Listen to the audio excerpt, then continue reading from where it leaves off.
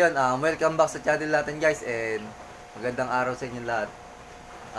Siya nga pala, medyo maaga pa, 4 AM lang ng umaga.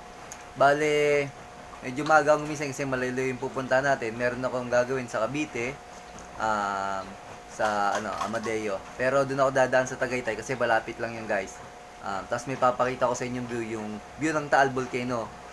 Kasi dahil kung dadaan siya pag umaga, pakita sa inyo yung view habang sumisikat ng araw, napakaganda guys. Doon ako dadaan sa Batangas, lusot ng Tagaytay, yung sa Talisay guys. Kitang-kita yung view ng Taal Volcano. Ayun, pakita ko sa inyo guys.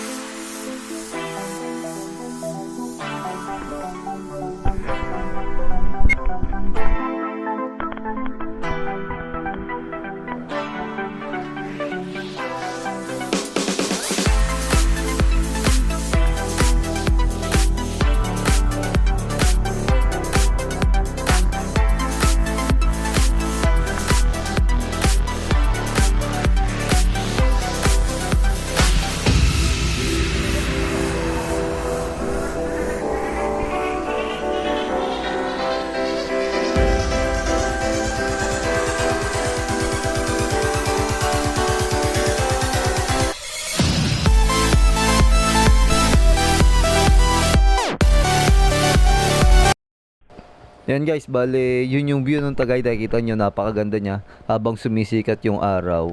Tapos nandito tayo guys sa site. Nagmotor lang naman kami. Kaya medyo malamig. Tsaka talaga siguro malamig na dito sa sa Cavite. Yan guys. Ito yung site natin gagawin guys. Pakita ko tayo sa taas, pakita ko sa inyo yung view ng Tagaytay. Yan guys, dito tayo sa taas nung site.